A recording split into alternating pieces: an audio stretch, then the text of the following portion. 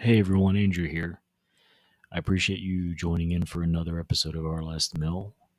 And before I get in, I'd like to just say if you haven't yet, please go rate, review, subscribe, whatever you can to help try to grow the show. I've said before, I'll say again, this is ad free, this is a passion project. My whole goal with this show is to try to help people have conversations around grief and try to normalize that. So, if you believe in what I'm doing, if you get any enjoyment out of this whatsoever, or if you think somebody else might enjoy it, please just take time to, like I said, rate, review, and just share it with someone. Okay, let's jump in.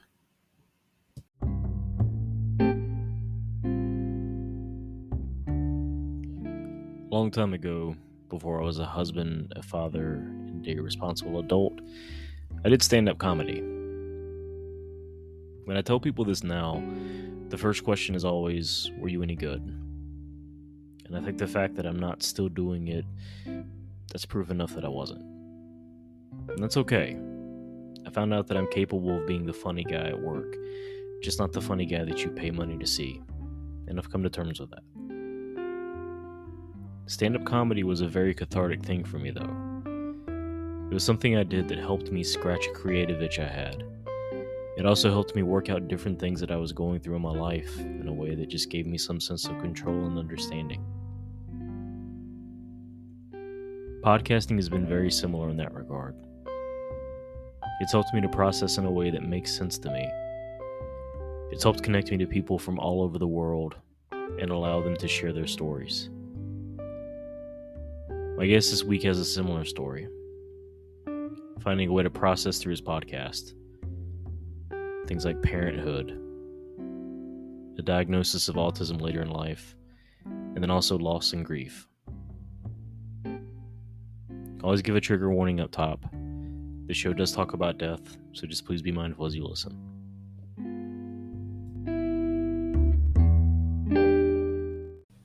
Hello and welcome to Our Last Mill. I'm your host Andrew, and my guest this week is host of the Touched Out podcast, Carter. Carter, thanks for joining me. Thanks very much for having me, Andrew. Yes, I'm glad we could finally get this worked out. We were kind of chatting before the recording. We've both had to mix it around a couple times to make this work, but I'm really glad that we finally got the chance. Yeah, no, me too. I've been sitting talking to my wife about it for what seems like months now, and I'm like, I'm really keen to get on this podcast. And every time, like the day of, a couple of hours before we were supposed to meet, my kids had to be pulled out of daycare because of sickness, and then I was sick, and then just back and forth, typical family stuff. Yeah, no, I get it. I told you I'm still getting over, and if anyone listening, if I sound completely off, it's because I am. I'm getting over something. I don't know what it was that I picked up from my daughter. So always a fun family, time. right? Yeah, always a fun time. Yeah. No, but I appreciate you coming on, and you talk about the family, and we'll have you talk more about that later. But I know that family's a big important focus for you and what you do with your podcast, right? Correct. Yeah. So, I mean, my family in itself is the entire reason I started the podcast. It was a way of me learning more about myself and how to navigate fatherhood and being a whole, entire, complete and emotionally regulated person. Yeah. I mean, that's a really interesting way to look at it, because in a similar vein, I started podcasting to help process grief. And the more I've done this, and this is going to sound really, I don't care. This might sound, cheesy. I don't give a shit. It's been really interesting for me, because it is an art form, being able to have a conversation with people and try to do so in a meaningful way. But I feel like it's a creative outlet, but it's a great way to process, and I would say learn about yourself, because it feels like, going through the process of, okay, what do I want this to be? How do I want this to flow? All of that. It is, you have to learn a lot about yourself along the way. Yeah, 100%. Not only that, like as a creative outlet, there's so many kind of intricacies that you have to learn from the ground up. Graphic design for social media marketing, editing, audio engineering, and just being able to talk to people And also, I never realized how much I say and all of that crap until I started podcasting, and I had to edit it all out. It makes me angry. Yeah. Every time I do a recording, I hear myself say I just cringe a little. I catch it as I'm saying it, and I still do it anyway. Yeah. I'm right there with you. Luckily, after like maybe 5 or 6 episodes edited, you start to be able to anticipate when the is going to be just by the waveform. You're like, oh, yeah. There's one coming. That looks like an right there. That's an That's cool. Yeah, but no, I appreciate you joining. So, I mean, clearly you're in Australia, right? I am, yeah. I'm just outside of Melbourne, Victoria. You're the second or third person I've had on the show from Australia, and this is going back to just how cool this whole process is. I mean, getting to speak to people from literally all over the world and just getting so many different perspectives. I love that part of what I'm doing. And yeah. It's what's that been like cool. for you?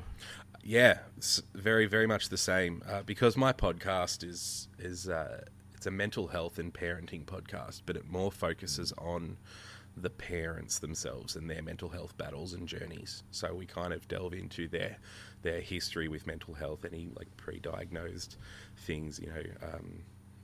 I talk to a lot of people with BPD or bipolar or generalized anxiety disorder, things like that. We go through like childhood traumas and the way in which that shaped them into young adults and then adulthood, and then their mindset going into parenthood, their pregnancy journeys, their birth traumas, and how all of those things put together has molded them into parenting and how they parent their kids and try to better themselves and better their kids to ensure that everyone kind of comes out of life, pretty regulated as far as their emotional well-being goes. I love that. So the coolest thing about it is, worldwide, mental health is one language. Same with grief. It's the same thing worldwide. So I've talked to people in America, Canada, England. I had an amazing lady on from Israel who was like a judo champion and was a boot camp instructor for the Israeli army. And just, hearing her story and how her methods of parenting kind of intersect with some of mine, and like we shared some of the same thoughts and feelings. It was pretty cool. This is someone that I never ever in my life would have been able to speak to if not for the podcast. So yeah, very thankful. Feel very blessed. Yeah. I love the way you approach that and just your whole feelings about it. Because, I mean, you're right. I mean, this is a really universal... These are universal things, Not everyone's a parent, of course, but everyone has some idea of what either parenthood is, what it was to them at some point, what it could be for them, whether... they have opinions whether or not they want to be parents, they don't want to be parents. Mm-hmm. And it is similar with grief. I mean, these are things that are... across time, across space, across culture. I mean, they are universal things, and I think everyone handles them differently, but I think we can all relate to them. And I do wish more people would try to approach just life in general with that idea of, okay, what do we have in common versus what do we have that divides us? Yeah, 100%. Emotions and all things surrounding that, mental health, it's not gendered.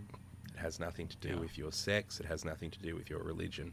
People feel people, and it doesn't matter if you're a Catholic or or if you're Jewish or Muslim or anything like that. Sadness is sadness, no matter which way you want to try to dissect it.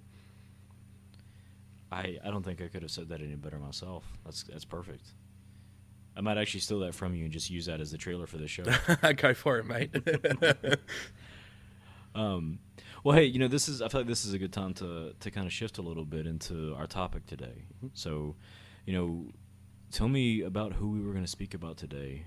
Who are they? Who are they to you? We are going to speak about my mother. So my mum passed away in 2015, 3 days before Christmas, after a 16-year battle with breast cancer. Mm. Well, first of all, I'm so sorry to hear that. I can't imagine that time makes it a whole lot better, but I'm sorry to hear that. It's a weird thing. It's something that I talk about at length on my podcast, and I've also released like a bonus mini episode for Mother's Day that's just passed, where I kind of delve into the entire history of her breast cancer journey and the emotional turmoil it caused me and whatnot.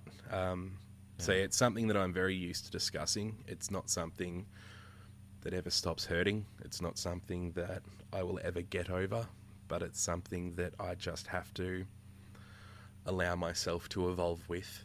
And when I feel, I allow myself to feel, and that may be any number of emotions, and sometimes the emotions are all mixed together. You know, I might have a memory where it makes me smile and then makes me cry, and I just allow myself to feel those things, and it's daily. It never gets better. Yeah.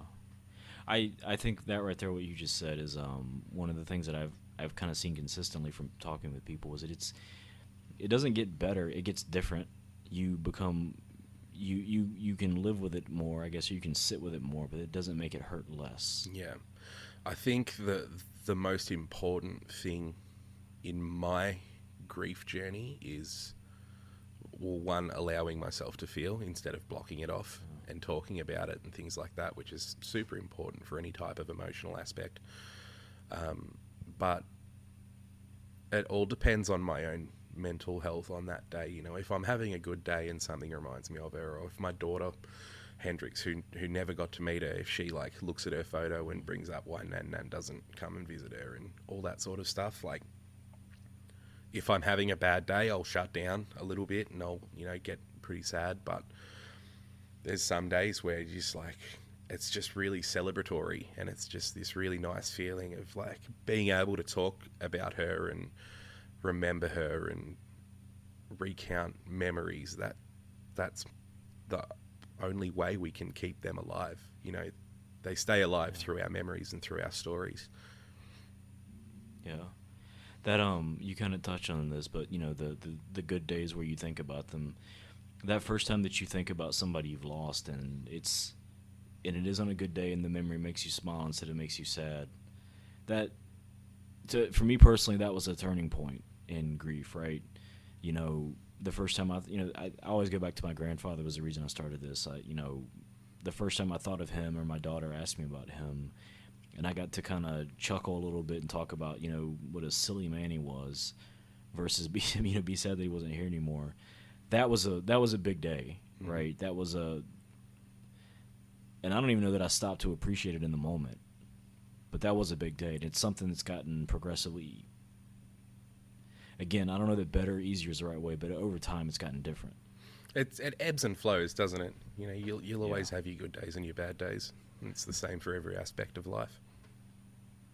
Yeah, I agree. I'm very much a believer that life is very much a roller coaster. Mm-hmm. You know, you have the good times, the bad times, and I've tried to explain this to people before without sounding pessimistic, but I try to, when I'm in the good times, remind myself that, hey, there will be bad times to keep me grounded a little bit.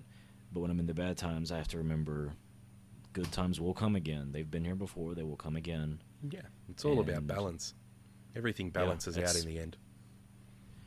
Yeah, and it's odd how life has that way of doing that. It does balance. Mm-hmm. Yeah, and then, you know, those balances can kind of go off kilter when you allow yourself to live in that grief for too long, and that's when your mental health issues start popping up, and you start just tipping it negatively. Yeah, I want to come back to that in a moment, because I want to talk a little bit more about that. But before we do that, can you tell me more about your mother, the kind of person that she was? She was awesome. She had her faults, as everyone does, but we won't go into that today, because I'll honour her memory in an overwhelmingly positive light. She was great. Look, she had a hard life. We'll just go from, you know, when I was born. We won't delve into before that. I'll start very young. I think her mother passed from breast cancer when she was 16. She was the eldest of, I think, 5 kids. So she ended up kind of taking on a lot more responsibility from a young age. She had an amazing work ethic. She was a very, very hard-working individual. She was full of life and laughter and love, and she was awesome. Her and my father divorced when I was 5. So there was a lot of drama around that. And then her and I lived together. My brother stayed with my father, and my sister ended up moving out. She's 11 years older than me, so it was just for quite a while. It was just me and her up until I was around 11 years old, and she met her new partner slash husband. We ended up all moving to a different town to live with him, and shortly thereafter is when she was diagnosed with breast cancer. So I was 12 years old. I think it was 1999. So I came home from school one day and she was sitting at the table, and like I instantly knew something was off. I thought like she'd found something in my room that she shouldn't have found. So I was like instantly scared. I was like, fuck, what's going on? I'm in trouble here. She's like, come sit down. We need to talk. And she was like, a few weeks ago, I found a lump in my breast, and I went to the doctors and got some tests done. And then today the doctors told me that it's cancer. And Jesus, like that, it's such a defining memory in my life, like it's one of those things that I can still remember so clearly, but everything after she told me that she's got cancer is such a blur. It's just white noise, because I was just hit, I was just, my breath was taken away, because I was like, I'm 12 years old. I've just moved to this brand new town I'm living in a house that's not my house, it's someone else's. This man's essentially a stranger. I have no friends. I'm going to a new school, and now my mum's going to die. That's fucking terrifying, dude. Like I just felt so alone. So would you say that? Because I mean, that is an immense amount of pressure on a 12-year-old. Because I mean, 12 is already hard enough. 12 is not fun in any way, shape, or form. Mm-hmm. Did your grieving process start then? Do you think that did you look at it that way? Maybe you didn't look at it that way at the time, but I mean, looking back now with the benefit of age and wisdom, I mean, do you think it started then, or do you think it started later? No, my grief didn't happen until after she passed. My mum was very, very, very positive from the get-go. She was like, I'm going to fucking beat this thing. I am not dying because of cancer, and I will not let it define me or my life or my legacy. And till her very last breath, she lived by that, which was truly incredible to see. It's a testament to her willpower and to her, warrior spirit that she survived 16 years after her initial diagnosis. Oh, my God. Yeah, that is... commendable is not even strong enough word. I mean, that is just amazing to fight it that long. And I don't know if this resonates with you at all. I remember seeing something a while back, and I can't remember who this was in reference to, but it was that cancer didn't beat them. They weren't beaten by cancer. They fought it to a draw. Yeah, which is just a really kick-ass way to say, like, that. No, it didn't win, but it is such a horrible, horrible thing. Yeah. And the fact that she managed to stay so positive in the light of that, I mean, is incredible. Yeah, that's it. I mean, she started on chemotherapy and all of those things pretty much straight away. She started the treatments.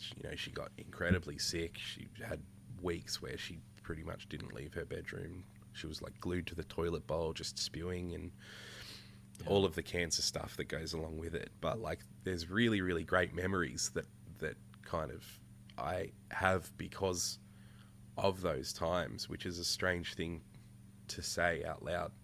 But, I remember when her hair first fell out and she shaved her head because she was like, I'm not losing my hair because of cancer. Like, my hair's going because I've chosen for it to go. Yeah. So that was one kick-ass thing. I was like, fuck, she's strong. Like, that's so cool. But then she bought a wig, and the wig came in the mail, and she hated the style. So she'd booked an appointment with her hairdresser, a bloke named Mark, and we went there together one day, and we were sitting in the waiting room, and Mark comes out and goes, Helen, you're up. And he didn't know that she had cancer nor had lost her hair. She was wearing the wig. he goes, Helen, you're up, let's go wash your hair. And like I saw her kind of this smile like across her face, and I was like, well, what's she up to? And then she goes, oh, I can't be fucked, Mark, do it yourself, and ripped her wig off and threw it at him. And like the entire salon just stopped. You could hear a penny drop. It was so quiet, apart from Mum a few seconds later just belly laughing. She thought it was the funniest thing in the world. And that's what my mum was. She was just funny. She was just lighthearted and always wanting to have a bit of a chuckle about everything, you know. Even if she's dying from cancer, she's like, I'm still gonna laugh, because if you don't laugh, what else have you got? She literally looked death in the eyes and laughed in its face. Pretty much, yeah. So that's one of the coolest memories I have of her, was when she threw her wig at Mark and everyone shat themselves because they didn't know what was going on. I'm so impressed by that. I tend to be a jokester myself, and I want to say that I'd have the balls to do something like that in that same situation. But the fact that she did it, man, my hat's off to her. That's incredible. Yeah. In retrospect, I think it was probably also her way of just being like, I'm about to tell this man that I have cancer, and I don't want it to be this whole like, I feel sorry for you kind of thing. So she was like, started off with a joke. Yeah, I mean, I will say I think humor is a defense mechanism in a lot of ways. I've used that most of my life as a defense mechanism. Yeah. And I can imagine that in that moment, I mean, it's one of those that, you know, might as well have a laugh, and if I can get a joke in, or if we can have a joke, I mean, it's at least a little bit of comfort in a really bad, awkward situation. Yeah, 100%.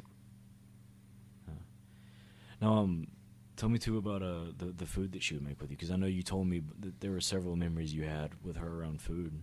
Yeah, so the most defining meal would be her tuna mornay. Now, I did also tell you that I refuse to eat tuna in any other form. I absolutely despise it.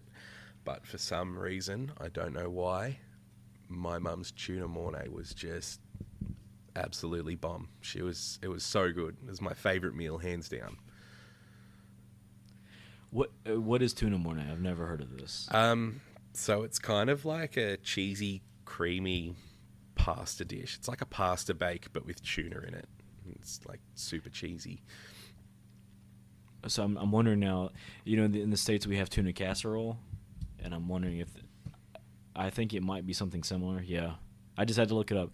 I've never, I'm not a fan of tuna either, so I can't say that I've ever tried it. I do know you had a really amazing story about that, though, about the tuna mornay. Do you mind sharing that with me? Yeah, so to my knowledge, my mum never taught anyone the recipe, never wrote down the recipe. So after she passed, I think it might have been like 4 or 5 days after she passed, and I was still trying to put, you know, all the pieces back together and make sense of life, you know, without my mum in it. Yeah. And this realization absolutely hit me, and I think it is it's really weird, but I think that was the straw that broke the camel's back, and that's when I just lost it and was just bawling my eyes out. But I realized that I would never eat a tuna mornay again, and it just made me so sad, because it was such a comfort food for me. It was like, you know, nothing beats a mother's hug, but if you can't have a mother's hug, at least you can have mother's food, and that's just like a nice hug on your soul, you know what I mean? Yeah. And I mourned the tuna mornay as well. I was like, God damn it, I'm not going to have this food ever again. I was like searching her freezer, hoping she'd frozen some, but no. So fast forward a few years after her death, she passed in 2015. I met my wife in 2018, now wife. And I think maybe 2020 or 2021, it was the anniversary of Mum's passing, and I came home from work that day, and I walked in the door, and this smell just hit me, and I was like, that's Mum's tuna mornay. So unbeknownst to me, my amazing wife had called my sister and asked her if she knew the recipe by any chance. And by a stroke of luck, Mum had taught my sister how to make tuna mornay like a couple of months before her passing.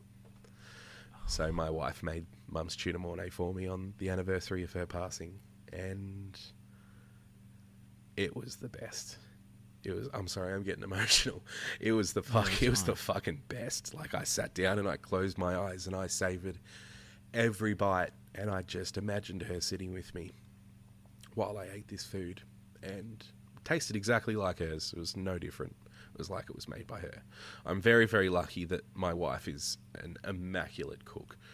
And yeah, I'm so super thankful for her doing that. And to this day, if I'm having a rough patch, she'll make Mum's tuna mornay for me.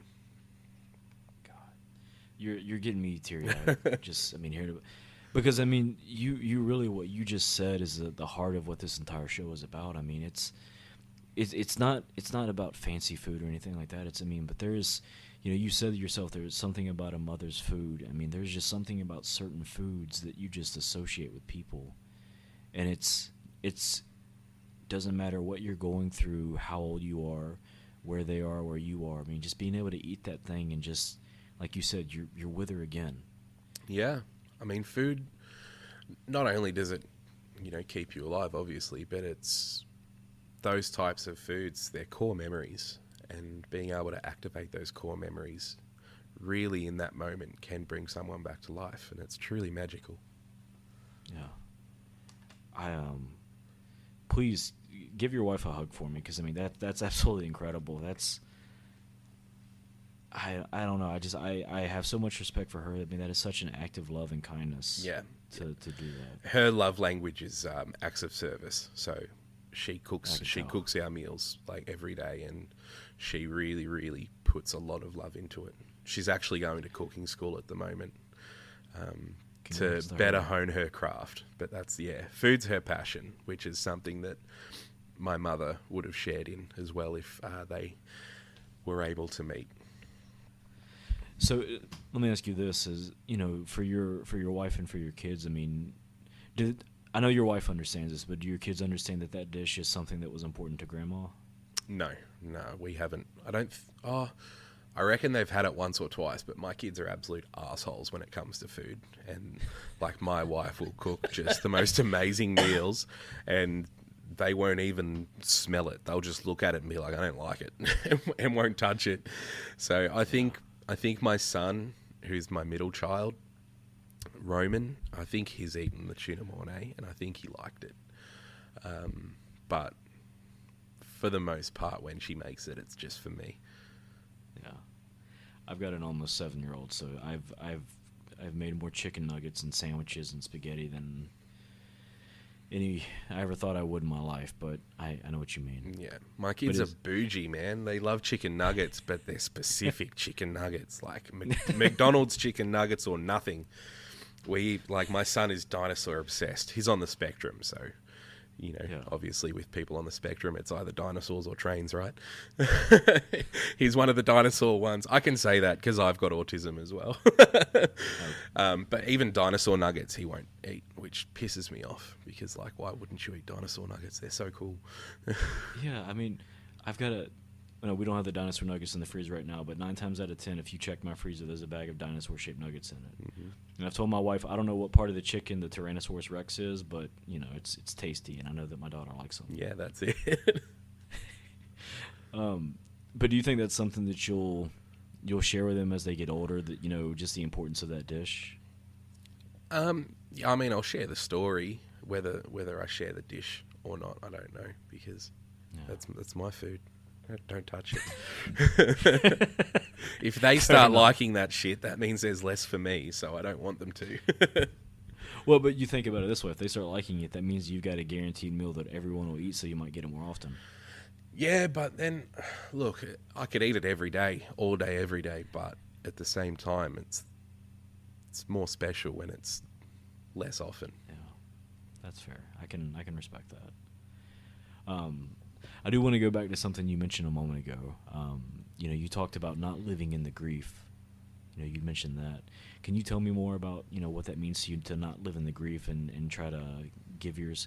Because, I'd love to hear how you tried to work through it, because it sounds like, you held it together for those few days, and then you had that kind of realization And it sounds like that was a powerful moment for you. Can you talk to me more about that? Yeah, I think for me, excuse me, I think for me it as I said before, it ebbs and flows. You know, you have your good days and you have your bad days. The days after her passing, there was a lot of kind of after death admin work that had to be done. You know, like the family had to gather and we had to go through the funeral preparations and were we going to bury her or cremate her. And my grandmother and I got into a massive argument because Mum told me that she wanted to be cremated, but I come from a very, very devout Catholic family, so my nan was like not having any of it. And because she was paying for the funeral, it was this big thing, big thing. But, you know, I lashed out and I said some things I probably shouldn't have, but, you know, there was a little bit of grace there because of, you know, the fact that my mum was dead. But, you know, I kind of, when shit starts to pile on, I tend to hyper-focus on other things so I don't have to deal with those emotions. I kind of shelf those emotions for a later date when I'm a little bit more regulated and I can proper assess and figure things out a little bit more internally.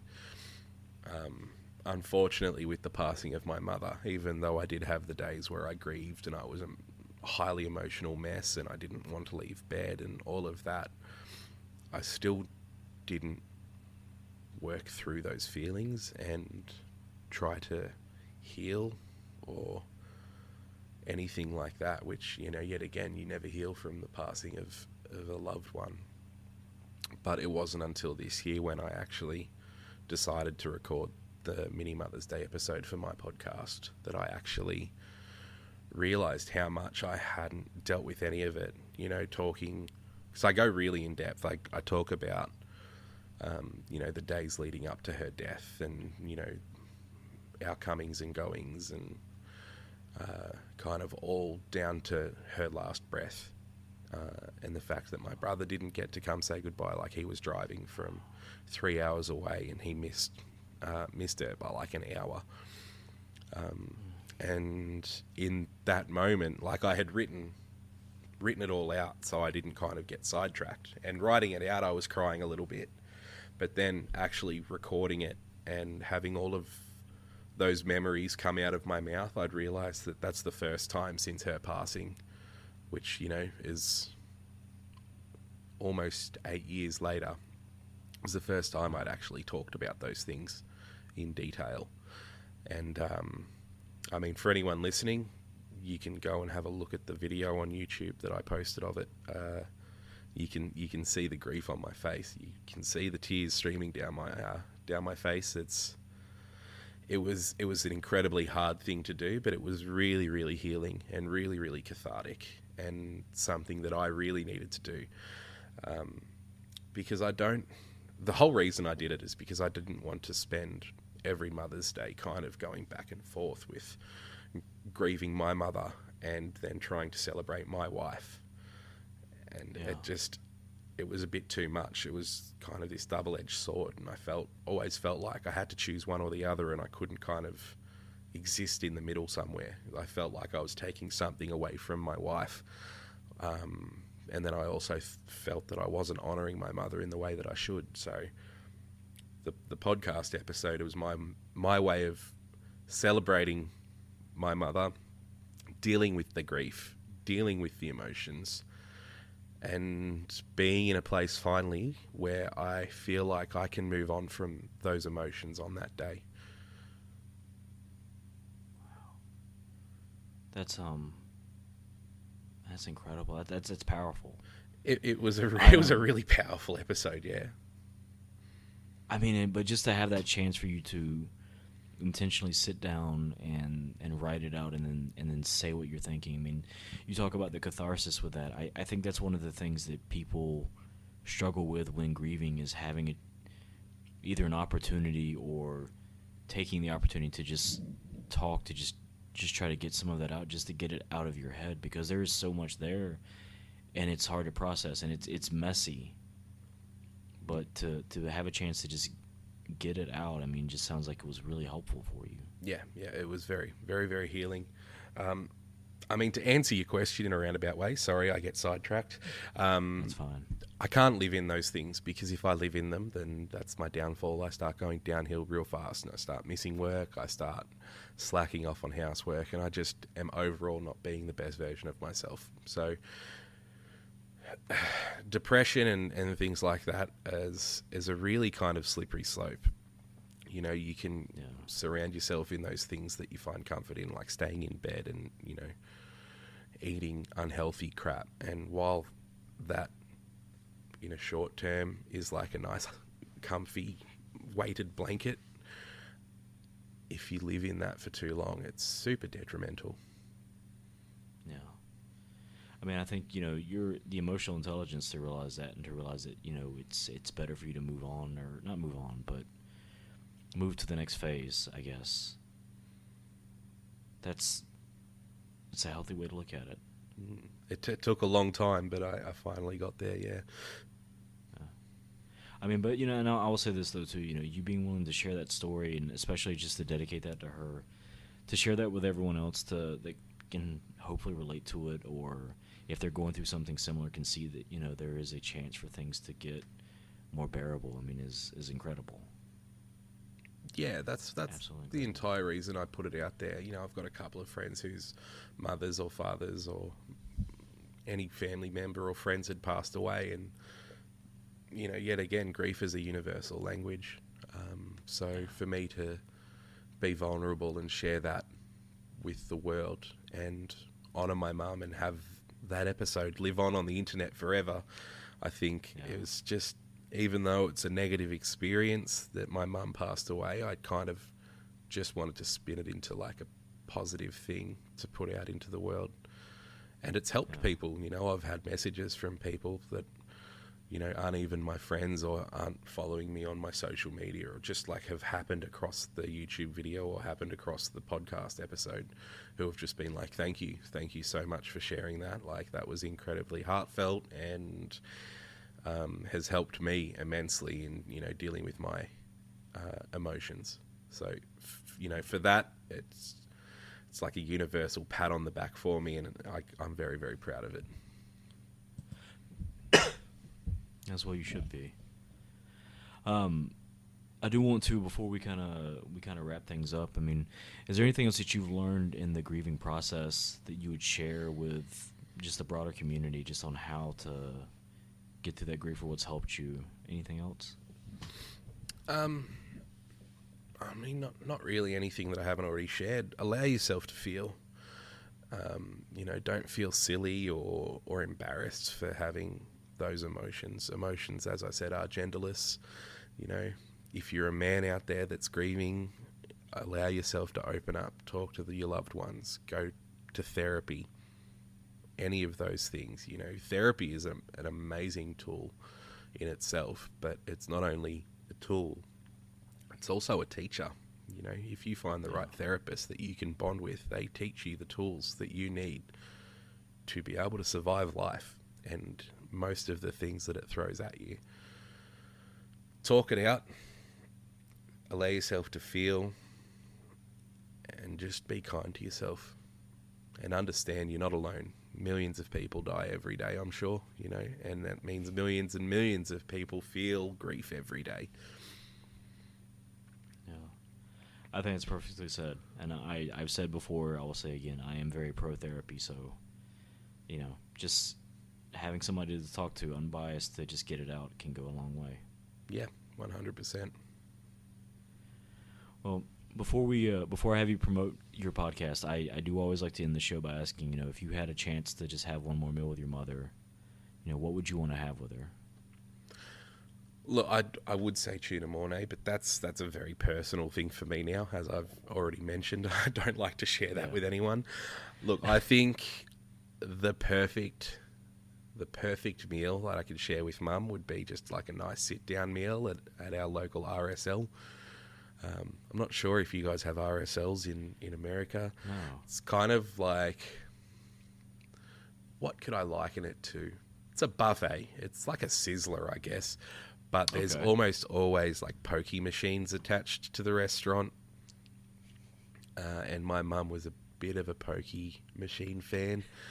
So, when she was feeling up to it and when she was feeling well enough, we would often go and, have a nice meal. I'd usually have a bit of salt and pepper calamari, and she would have, what would she have? She'd have the barramundi usually. She'd like it. She was a fish and chips gal. And then we'd go sink maybe $50 into the pokies. It was good fun. That's awesome. Carter, I appreciate you sharing so much with us today. I really do. I'd love for you to promote your podcast too, because I think the work you're doing there is really, it's special, and it's something that people need to hear. Yeah, thanks, mate. I really appreciate you having me on. It's been, yet again, a little more healing. It's always fun to talk about her. She's a cool chick. But yeah, my podcast is the Touched Out podcast. So I'll delve really quickly into the history of it. Around about 12, 13 months ago, my 2-year-old son, Roman, was diagnosed with autism. Shortly thereafter, I was also diagnosed with ADHD and autism as a 35-year-old father of 3, which totally sent me for a loop. I did not know much about autism. I didn't know much about ADHD. So it was a lot of rebuilding, a lot of soul searching, a lot of healing. And in my own ways, it was a lot of grief. I would grieve the life that I could have had if there was an earlier diagnosis. I could have had a lot more assistance and support throughout school, and I may have been able to make a lot less of the sketchy decisions that I made growing up. But overall, I think it all led me to being like the type of person that I am today, which overall I think I'm not the shittest bloke in the world. But the podcast itself started because I couldn't find any source material that was geared towards parents who were on the spectrum. It was always parents who have kids on the spectrum. And while there were podcasts here and there that had episodes of, parents on the spectrum and their experiences, I really wanted to just talk to a bunch of people about parenting and about their experiences in life and their trials and tribulations with mental health that led them to becoming the person they are today, let alone the parent they are today. So yeah, we delve, the episodes tend to get a little deep, and we go through some really vulnerable and hectic stuff. My first episode, we talked about my guest's stepdaughter and how she was shaken as a baby. We talk about suicide attempts, we talk about miscarriages, and all of this hectic, traumatic shit that, people generally don't talk about. But I think it's just really important to talk about that shit. That's life. People go through miscarriages. People die by suicide. That traumatic stuff is something that can bond us all together. So I have created this podcast as a way to pool community knowledge by talking about our trials and tribulations, our downfalls, our ups, our peaks and valleys, and how that has formed us into the somewhat emotionally regulated people that we are today, and how we are trying to carry on that emotional regulation to our kids by parenting them the best we can. I really do love that. There are so many things you just touched on that people aren't comfortable talking about, and we've buried them off to the side. And I really think it's important we do talk about these things. They're not fun, they're not happy, I guess, in a lot of cases, but it is important that people know that they're not alone. Because being a parent can be so isolating in some ways, and you don't realize it until you're in it. And you giving people an outlet and space to talk about that, I love that. Yeah, I think it's super important, and I think the whole reason that mental health and conversations around mental health is so taboo is because people are scared to say that stuff, because they're scared of how people are going to perceive them. But if we normalize it, it'll be normal, people won't be scared. And that's super important, especially in men. It's a super underrepresented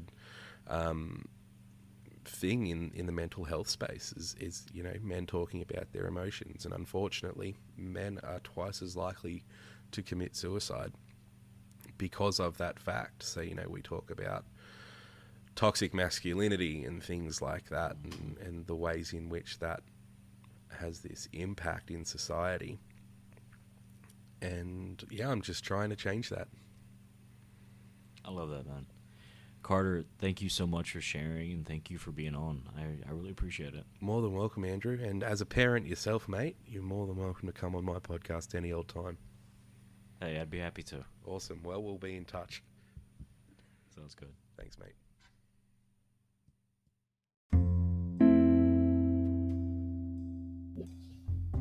Thank you again to Carter for joining me today and talking about his story.